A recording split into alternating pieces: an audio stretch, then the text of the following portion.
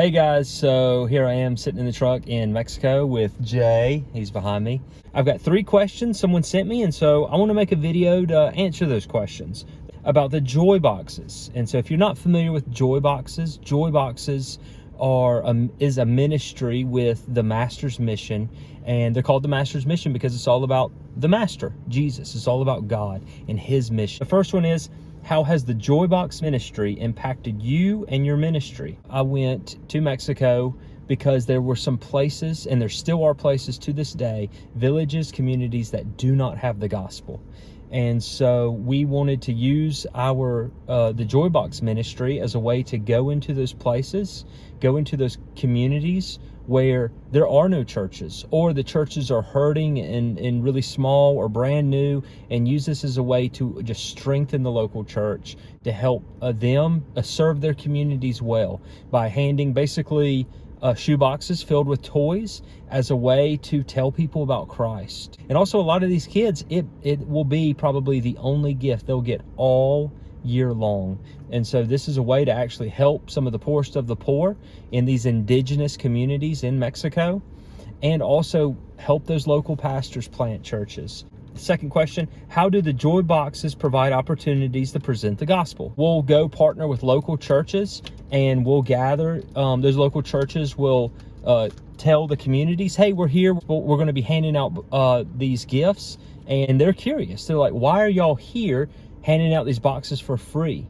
And it gives us a great opportunity to say, hey, this is a local church, and this local church is here because they want to share the gospel. This is a beacon of light and hope in this community to show who is God, to share with people who is God. How can they have a relationship with God? How can they be made right with God, to have peace with God? And so it's a great way to get into areas, to share the gospel, partnering with local churches. And lastly, the third question is, can you provide a specific example of how the gift of a joy box has provided greater ministry opportunities? It was, I believe, 2 years ago. There was a community village that there's no churches in this town, none whatsoever. And we really wanted to get in here to share the gospel with these people. And so we went to that local official who was over that community, that village, and said, we want to give gifts to these kids, and we want to share the gospel too.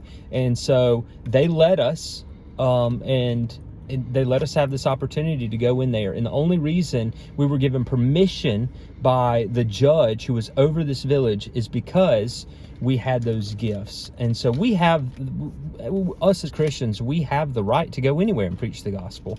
And so we are just using this as a tool to get into certain areas, strategically get into those areas and partner with local churches to preach the gospel. And Lord willing, churches will be planted. So I remember that day we handed out probably close to 1,000 tracts, close to 100 or 200 Bibles, and just going like that. The people were so hungry for the gospel because there was no beacon of hope there, no church, no lighthouse for Christ and the gospel. And so they were so hungry for it. And I'll never forget that day where, I mean, in the States, it's hard to even give a tract away. We gave away boxes and boxes of tracts. And so that's one way that I've seen the Joybox ministry allow us to go into areas to where we could share the gospel.